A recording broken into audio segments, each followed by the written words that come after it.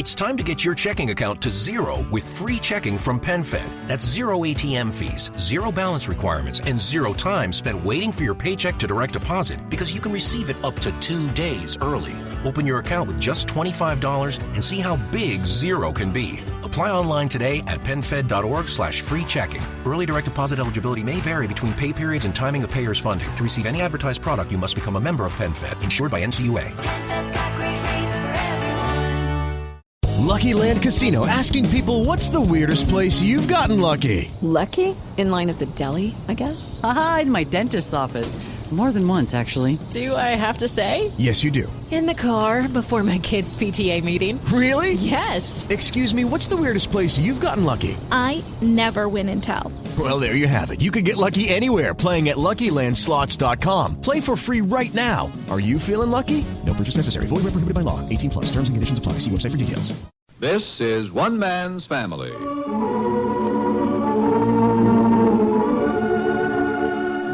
One Man's Family is dedicated to the mothers and fathers of the younger generation and to their bewildering offspring. Today transcribed, we present Chapter 12, Book 72, entitled A Touch of Christmas Spirit. Early on this December day, a pelting rain washed the air and swept the streets and waterfront of San Francisco. And now, in the afternoon, from the hills of Seacliff through bright winter sunshine, you can see the green of distant countryside, and sharply outlined above the water, the graceful span of the Golden Gate Bridge.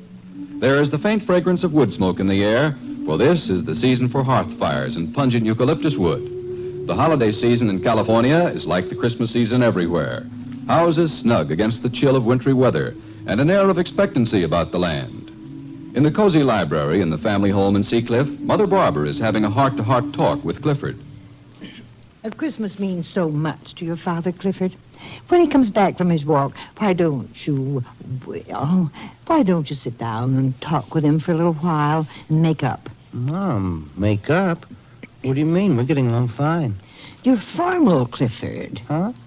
Clifford, you're formal with each other. Now you know you are.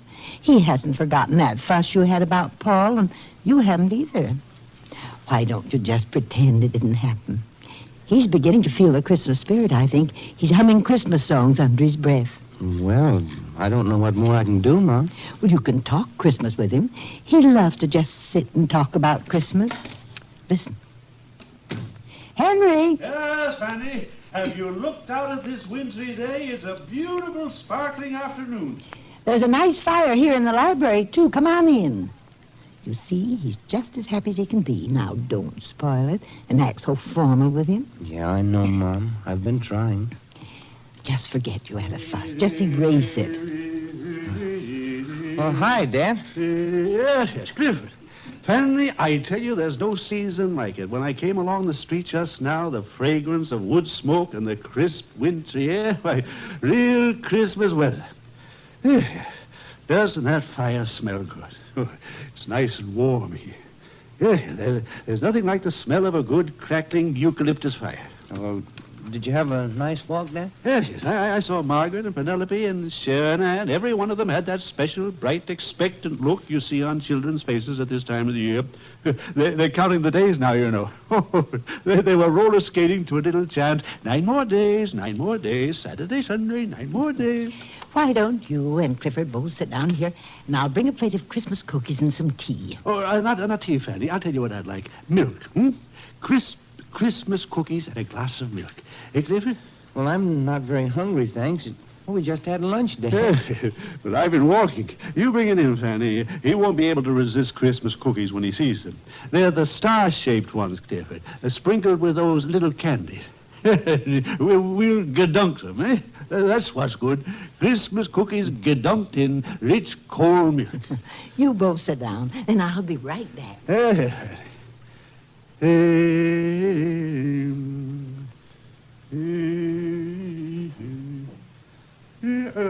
Notice the bridge out there, Clifford. Why, it's so clear this afternoon you can almost see the nuts and bolts in it. Yeah, Dad, it sure stands out, doesn't it? Yes. It was the rain this morning. Washed everything. It's really beautiful, yeah. Yes, indeed.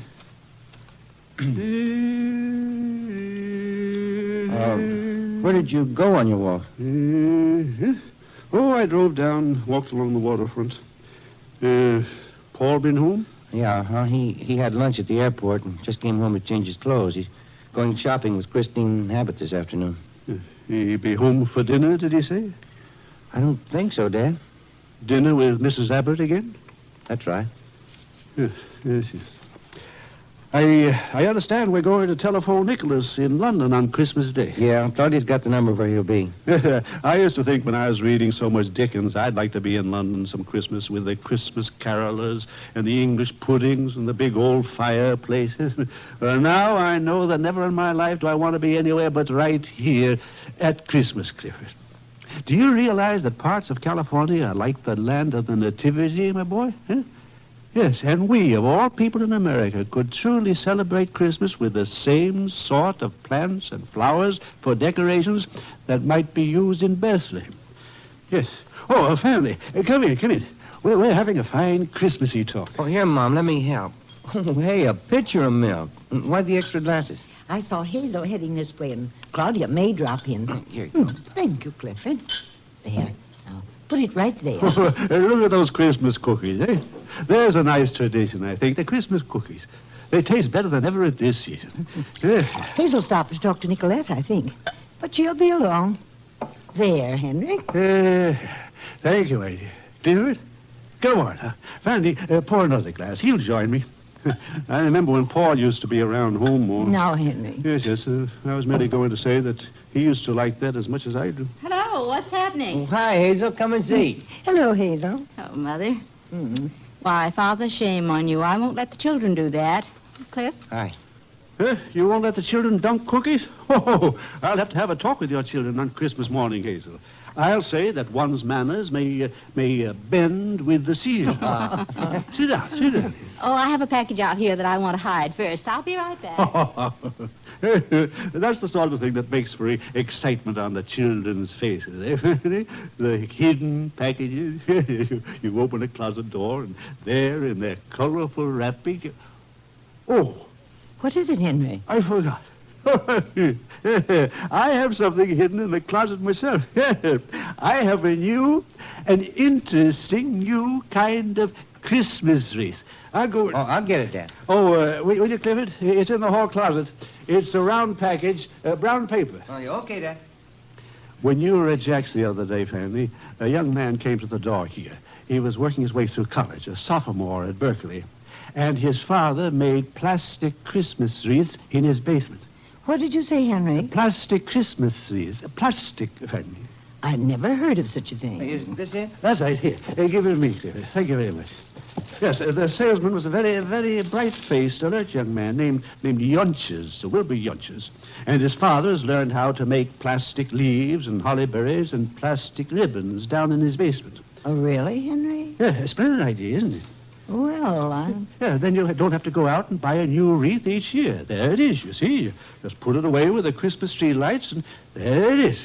Yeah, I'll unwrap it. He showed me a sample, a little one, the day he was here. Very attractive. Oh, remember, Fanny? Remember the very morning that young man called, you had said that I was reactionary. You remember? You said I was reluctant ever to accept anything new. You recall that, Fanny? Well, when I saw the sample of this plastic holly wreath, I didn't hesitate a moment. No. I recognized at once what advantages there would be in always having your holly wreath where you could put your hands on. Here. You and Mother and yeah, up to the minute. Yes. There it is. Like it? Well, you get off a little distance and you won't be able to tell it from the real thing, eh? Rather a pale green, isn't it, Henry? No, Fanny. It's the shadows in here. Put the light on there, Clifford, the floor lamp. I think he kind of went overboard with that plastic ribbon, don't you, Dad? There. Look at it in the light, Fanny. Better? Fanny? How much did you pay for that, Henry? Well, now, Fanny, when you consider that with care it'll last for years... How much, Henry? Well, it isn't like a wreath that you use once and throw away. Yes, I know, Henry, but how much did it cost? Well, only $8. He was a young, hard-working sophomore at Berkeley, a very deserving boy. And Well, I think it's just terrible, Henry. Huh? Look at it. It's cheap-looking, Henry. Why, it's machine-made. It's just awful. I like it. You don't either like it. Now, stop pretending. Now, I won't put it on the door, Henry. That's fine. I simply won't do it. $8. They ought to be ashamed. Huh? We could hang it on the back door, maybe. What in the world's that, Father? Huh? Oh, Hazel. I've got a wreath for you. It's modernistic. Here you are, my dear. The wrapping paper's still here. I'll tie it up for you. Oh, no, thanks, Father. Thanks very much, but I always buy my wreaths, real ones, from the Girl Scouts, little friends of Margaret's, you know. What's so funny? Oh, now, Clifford, I like it. Hello, who's home? It's Claudia. Hey, Claude, we're in here in the library. Oh, coming. Put that awful thing out of sight, Henry. Oh, what a glorious day, isn't it? Hello, everybody. Hi. Well, you are in a glow. Oh, God's in his heaven and all's right with the world. Mom, Dad, how are you, Hazel? Fine. How's my twin? Strike gold somewhere, Claude? Oh, the most wonderful thing happened. I wrote Nicky airmail the other day, and said we'd phone him Christmas. I asked him to give me a phone number where he'd be Christmas Day. Well, at 2:00 this afternoon, the phone rang, and a voice said, London, England calling. And then there was some clipped British voices, and then he said, I say, old girl, what did you want my phone number for? So you could give me a ring. Oh, wonderful. Who was calling from where? Nicky? From England, Mom, from London. He was reading my letter, he said, and suddenly he just couldn't stand it anymore. He hadn't thought of calling us. It hadn't occurred to him until then. So he promptly put in a call, and in no time he said there we were chatting as if he were right next door. So he's decided to call us here Christmas morning so we can talk to everybody. Frightfully expensive, isn't it? Well, I'd rather have a long-distance phone call than a plastic wreath, Henry. Much rather. Anytime. Oh, he sounded just wonderful. He sent his love to everybody. And he can come home, he thinks, sometime in January. Oh, it was grand. You know, Hazel, when I heard him, I felt as if I'd just been holding my breath, waiting. Holding my breath until he got home again. Now I'm breathing once more. And it becomes you, Claudia. I told him his package arrived today. It did, this morning. A big package, presents for everybody. And he was relieved about that. No wonder you look thrilled, my dear. Oh, Mom. Oh, now at last I feel like putting up some Christmas decorations. Huh? Oh, I haven't done very much so far, Dad. But now I've got the Christmas spirit, too. Yes. Well, I've got something right here for you, Claudia. Here, hang this on the front door, eh? There's something to start with. What's this? Plastic. The latest thing, my dear. It was either made by an honest, nearsighted old man in a basement, or it was machine-made by guys who just didn't care. We don't know which. The young man. The sophomore from Berkeley, Dad. Was he the one? Huh? What's that, Claudia? Oh, terrific salesman, isn't he, Dad? Mickey bought 2 of them from him last year. Only he was a senior at Santa Clara then. You say Nicky bought 2 of them? Yes, poor darling. Oh, Dad, where are you going? I'm going to phone Jack. He can't afford a Christmas wreath anyway, so he'll be glad to have it. I'll go get him on the phone. Well, that'll be swell, Dad. Uh-huh. Sure, come on over. Well, Betty's downtown doing some Christmas shopping. Yeah. No, Nicolette's here. We're holding down the fort. Okay, Dad, I'll see you in a little while. Bye.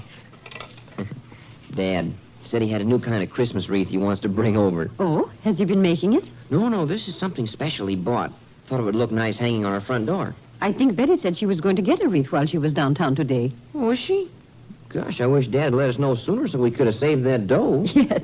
Jack, would you hand me that sewing basket there? Yeah. Here you are, Nicolette. Thank you. Well, I've got all these clothes folded up. What can I do now? Nothing. Everything is just about done, except this little bit of mending. And I don't think you would be very good at doing that. I don't know. I've learned to do about everything else. Probably only a question of time before I'll be doing mending. Oh, Jack. What's so funny? I can wash, I can iron, cook a little, scrub, and how, make beds.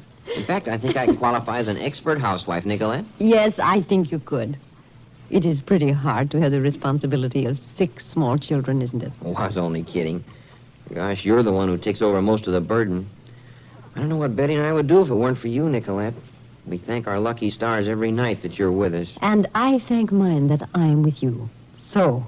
Oh, I know you don't want me to keep talking about it, but Gosh, Nicolette, we do feel kind of guilty sometimes the way you work around Now, here. Jack, I won't listen to that silly talk. If you have no... Okay, now, just let me say one thing more, and then I'll drop it. What is that?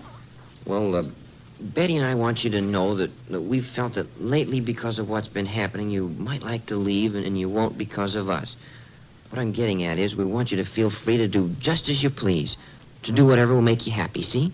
And what has been happening lately that I might want to leave? Well, maybe it's all my imagination. You mean because of Paul? Is that it? Well, yeah. I don't know quite how to say this, but we think Paul is crazy to pass up a wonderful girl like you. Jack, listen to me. I know exactly where I stand with Paul. We understand each other perfectly. We have, for a long time. I have a deep, warm feeling for him that I shall never lose. We have a friendship which I will always cherish. But it does not go beyond that, for either of us. So, if Paul is finding happiness with... whatever is going to make him happy is going to make me happy, too. Can't you see that? There aren't many people in this world as unselfish as you are. I am not so unselfish. I work hard here because it gives me joy. And look what I get in return. I have a home, something I never had in all my life. I have your and Betty's children who adore me, who give me such love and affection as I never experienced. The whole Barber family has taken me to its heart and given me security and a feeling of being wanted and needed. All of these are precious to me, Jack. They have repaid me 1,000 times over for the little efforts I have made here in your home. Oh, I can see what you mean, all right, but I can't help... Well, that must be Dad. Dad? Yes. Nicolette and I are in here. Yeah, get some of these wraps off. Yeah, done up like a mummy. Done up like a mummy, did he say? Yes. Got enough clothes on for an Arctic expedition. Fanny insists on my putting on more wraps and mufflers. Oh, how are you, Nicolette, mate? Oh, I'm just fine, Father Barber, thank you. Yes, occupied as usual. Sit down, Dad. Yeah. You said Betty was out shopping, eh? Yeah, not many days before Christmas now. I told her I'd help Nicolette around home this afternoon if she'd take care of that end of it. I don't want any part of that crush. Betty loves to mill around in the stores at Christmas time, though.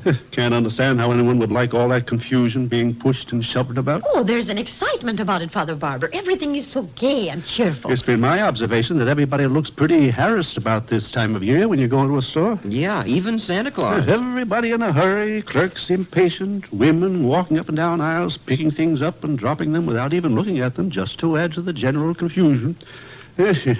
Oh, where are all the children? Oh, speaking of confusion, huh?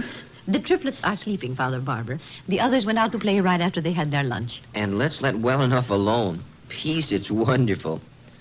Say, where's that wreath you were going to bring over, Dan? Oh, yes. I left it there in the hall when I took off my coat. I'll get it. Wait, let me tell you about it first. It's a bit different than the ordinary run-of-the-mill sort of thing, you see. Modern. And very practical, too. Use it year after year, and always looks new. Just the sort of thing for a young family that has to watch expenses. How interesting. Where did you get that, Father Barber? Oh, you just wait, Nicolette. Wait till you see it. And they won't be common either. No, sir. Can't pick up one of these in the store. Well, I'm going to go get it. You got me curious, Dad. Right out here, huh? Yes, it's right by the hall chair, Jack. Is Mother Barber feeling well? Oh, well, it could be expected under the circumstances, I suppose. Well, I saw her yesterday. I thought she seemed fine. Oh, nothing that you can put your finger on. It's just that Paul is keeping us all in a state of apprehension, more or less, wondering just what he's up to is... The very name is repugnant. Knowing how I feel about you, I'm sure you can understand why. Where did Jack go? Jack? I'm coming. Yes, probably out there admiring the wreath. You find it?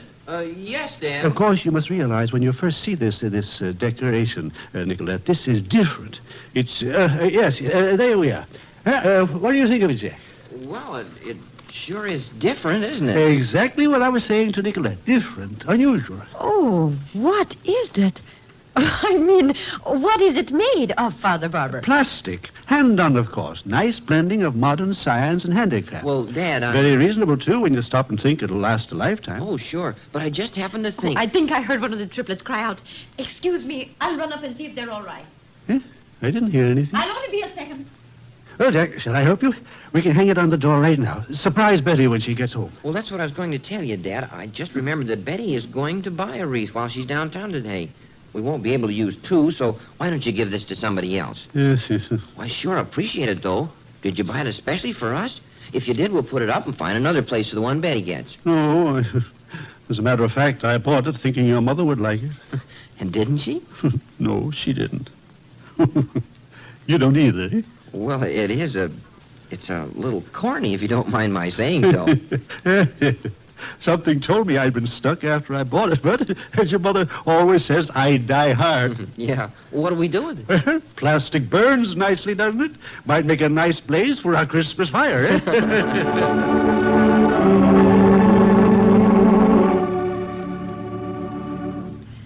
Let's put all the packages right here on the big library table, Paul. You poor man. You can hardly see over that load. Well, you can take a couple of these off the top, Chris. Huh? Wait till I put mine down. I'll help you. Oh, there. Now, I'll give you a hand, Santa Claus. Good. Now I have a little better vision. Right there will be fine, Paul. Oh, is that breakable? Oh, no. No harm done. Those are Sharon Ann's doll dresses. How can you tell? There are dozens of packages here. I've got them marked. How would we be able to tell when we start wrapping if we didn't? I hadn't thought of it, I guess. I always used to have them gift wrapped at the store, and my worries were over. Oh, but don't you think it'll be a lot more fun to wrap them ourselves? We can make them much prettier than a store can. Well, I'm sure you can, Chris, but I warn you that I'm not going to be much help. When I try to wrap a package, I really butcher it. The paper gets all wrinkled, the stickers won't stick, the ribbon breaks, the pig won't jump over the stile, and I shan't get home tonight. I think all this Christmas shopping has made you addled. Wasn't it fun? Oh, it was wonderful. I don't know what I would have done without you, Chris. Shopping done for the whole family, and you helped me pick out the perfect gift for each one. I do hope they like everything. You know, it might be wise not to tell them I helped you, though. It might dampen their enthusiasm. Oh, Paul, forget I said that. Can you? It was stupid. I wish there was some way I could convey to all of them the thought and interest that you put into each one of these gifts. Honestly, it's amazing how you seem to know just what was the right thing for everybody. I feel as though I know them, Paul. Well, I think I'll change into a comfortable dress, and then we'll start to wrap. I feel all gussied up in this outfit. You sure you're not tired? We can do this another time if you like. Oh, I'm not a bit tired, and I love to fix Christmas packages. Maybe it's because I want to show you how clever I am at it. Fine. Well, I'll lick stickers. You sound pretty good. Oh, Rex, we didn't hear you come in. Hi, Rex. Hi, yourself. What are you going to do, open a brand store? I never saw so many packages. Just help me do my Christmas shopping today. Oh, Rex, we got some adorable things for the children. What children? Paul's nieces and nephews. Huh. And there are quite a few of them, you know. Starting with Jack, you got 6 right there. I'm sure they just love to know that you had anything to do with selecting the things. I'd better not tell them, Paul. Now, Rex, you just stop right now. Paul and I are all filled with a wonderful Christmassy feeling, and we're not going to have you dampen it. We've had a glorious day, and we're going to spend the rest of the afternoon doing packages, and we're going to have fun doing it. So you just run along if you're not in the holiday spirit. What a sister, eh, Paul? Don't you love it the way she tells me off? Ever done it to you? Not yet. I think she's been tempted, though. I'm going to change. You can talk about me while I'm gone. I won't be long, Paul. All right. Christmas. You really like it, Paul? Sure. I'm crazy about Christmas, aren't you? It depresses me. The whole holiday season depresses me. I feel as though I want to be off on a mountaintop all alone until it's over. Why do you feel that way, do you suppose? Oh, I guess it's because we had such miserable Christmases when we were kids. No money for presents. Never asked any of the houses around here to see the trees and all the grand decorations. Chris would get some kid's cast-off doll here in the neighborhood. Your mother sent over one of Cliff's suits he didn't wear anymore for me one Christmas, I remember. You know, that sort of thing. Gave me a feeling that the whole thing was a farce. That it was unfair for all the kids around Seacliff to have so much when, well, we didn't have anything. Made me bitter, and I've never been able to get over it, that's all. Doesn't seem to have made Chris bitter. Haven't I been telling you? That gal was something special. You don't need to tell me. I found it out for myself. I think you have. You know, if you hadn't liked Chris, I couldn't have gone on liking you, Paul. That's how crazy I am about my sister. You asked why she didn't become bitter. I wish I knew. I'd take the treatment. She has 10 times more reason to be bitter than I have. She not only had miserable Christmases as a kid, but you know how she spent most of her holidays all the time she was married to Stu Abbott? In hotel rooms, trying to sober him up enough to take a look at the pathetic little tree she'd gone out and bought. She's stuck with that rotter. Stuck with him even after she knew she didn't love him because she felt she might get him off that bottle some way, somehow. I tell you, Paul, I could kill anybody who would hurt that girl after what she's been through. I can understand how much you love her, Rex. Can you? Can you really, Paul? If I Rex, you look much too serious for the Christmas season. We will dismiss you, Rexy, if you leaden up our party. Okay, teacher. He wasn't leadening things up, Chris. Huh? He was being very interesting. He was telling me what Christmas was like when you and he were kids. Oh, no. Rex, why do you have to go into that? You know, he loves to get way down in the depths and be tragic. Oh, come on, don't pout, Rex. And give me a kiss because I love you. Neurotic as you are. Okay, give me some paper. I'll even wrap presents. No, I don't trust you with that. That's only for an artist's hands. You can be a flunky with me. When my mouth gets dry, you can lick Christmas seals. We'll let Rex hold the knot with his finger while I tie the boxes, huh? You keep on like this and you'll lose me altogether. I'm no menial. I have me servants attend to those tasks, I'll have you know. Okay, Mr. Gotrocks, just sit back while I get these packages sorted. Now, let's see. Oh, Paul, help me get the children's packages all in one pile, huh? Right. Oh, here, Rex. Oh, look, I want you to see. Look at this paper I found to do up the young one's presents. Oh, wait till I open it. Isn't that adorable? Oh, I think the wrappings are more beautiful this year than I've ever seen them. Oh, Paul, where's all the ribbon we bought? Oh, here we are, right here in this bag. Oh. See how efficient I am, Rex? Isn't that amazing? No question about it.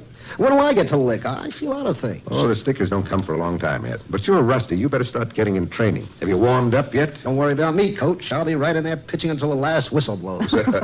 You're both a little mad. You know that, don't you? You got those stacked, Paul? Yep, mission completed. All right.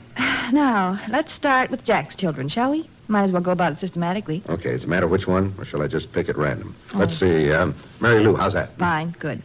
Now, you can be writing the card while I wrap. We'll make a production line out of this, huh? All right, let's see. Cards. Where have the little cards gone? This guy's a nut, Chris. Is that what Christmas does? Here we are. Uh-oh, no pen. Oh, that's right.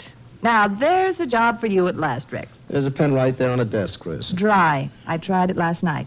Get yours like a good boy, huh? Or get mine if you like. It's right inside my little desk. Have no fear. I'll come back with something. Oh, that's beginning to look wonderful, Chris. Hmm? Put your finger on the knot, will you? Mm-hmm. Thank you. You can take your hand away now. I don't want to. What? If I leave it there, you have to touch me. You have such beautiful hands, Chris. So delicate and yet so strong and efficient. They've become strong from playing the piano. Have you loved today, Paul, as much as I have? Really loved it? Yes. And I loved it because I was with you. And because I love you. I love you, Paul. Chris, I have a box here in my pocket. You want me to wrap it? No, it's not a Christmas gift. It's a ring I want you to wear. It's a ring that says I want you to be my wife. Will you? Yes, Paul, I'll wear your ring. I'll wear it proudly. Ever so proudly.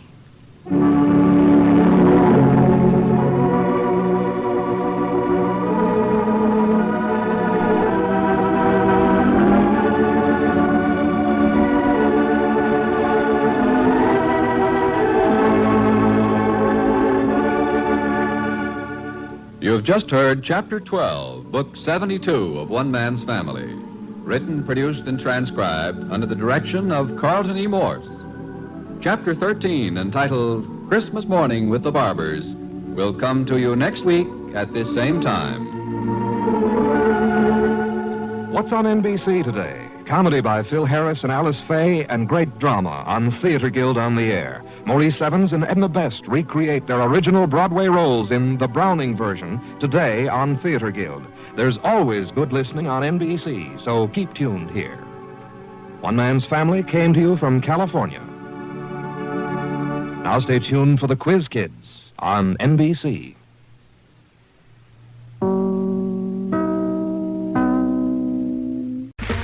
Okay, round two. Name something that's not boring. A laundry? Ooh, a book club. Computer solitaire, huh? Ah, sorry, we were looking for Chumba Casino. That's right. ChumbaCasino.com has over 100 casino-style games. Join today and play for free for your chance to redeem some serious prizes. ChumbaCasino.com. No purchase necessary. Void where prohibited by law. 18+ terms and conditions apply. See website for details.